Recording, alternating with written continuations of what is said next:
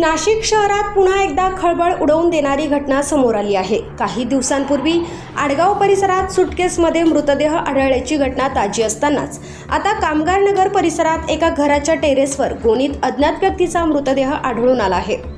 या घटनेमुळे परिसरात भीतीचे वातावरण निर्माण झाले असून पोलिसांनी तपासाची चक्रे वेगाने फिरवली आहेत।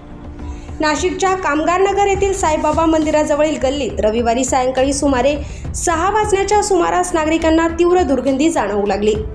दुर्गंधीचा शोध शोधण्यासाठी परिसरातील नागरिकांनी पाहणी केली असता एका घराच्या टेरेसवर ठेवलेला गोणीत मृतदेह असल्याचे आढळून आले। घटनेची माहिती मिळताच सातपूर पोलिसांनी घटनास्थळी धाव घेत पंचनामा सुरू केला। मृतदेह कुजलेल्या अवस्थेत असल्याने तो काही दिवसांपूर्वीचा असावा असा प्राथमिक अंदाज व्यक्त केला जात आहे।